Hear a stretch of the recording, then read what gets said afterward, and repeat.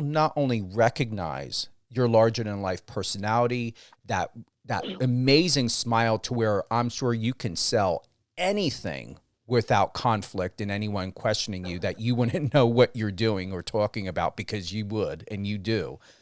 But it really is very humbling to know your accolades, your awards, but yet you keep it very simple and very real.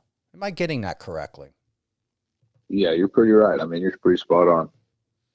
So what does that mean for you when you're maneuvering through the world, training, building relationships, personally, professionally? You're a dad.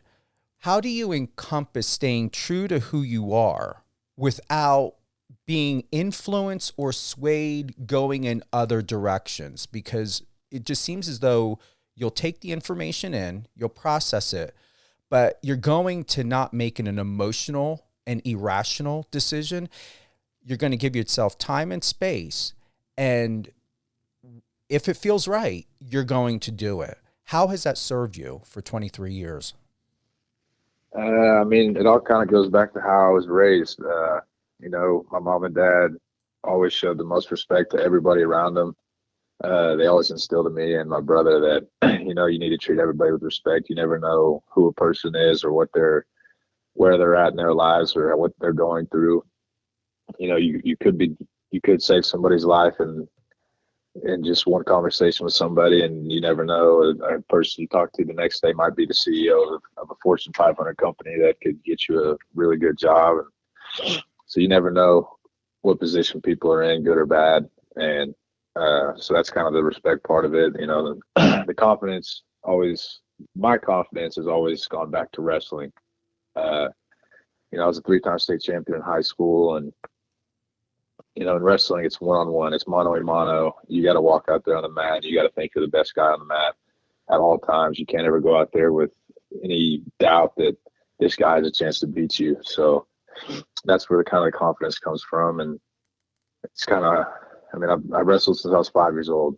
So I kind of carried that over to my college football career. I don't know if you know this, but I wrestled a couple of years here at OSU. I mean, it was both of them only lasted a couple months. It was kind of just first time was a little bit of an experiment. Oklahoma State needed a heavyweight, and coming out of football season, went straight to the wrestling room, and going from football shape to wrestling shape is not ideal. I mean, it's one of the it's definitely not easy to do because wrestling shape is one of the hardest shapes to get into. And so as the season went on, you get closer to the nationals, and between January and the nationals is like mid-March, so you really don't have a whole lot of time to get in that shape. And I just was never able to kind of get there 100%. And Coach Smith, he's one of the greatest of all time wrestlers and coaches, and he kind of just tried to guide me in the right direction and get me to where I needed to go. And it just kind of just fell short both times. And so I kind of just changed my focus to football and football only. And that's, last year I had my career season, 9 sacks and 14 tackle losses, whatever it was. And the head coaches, like you said, they voted me as, the best player in my position, or one of.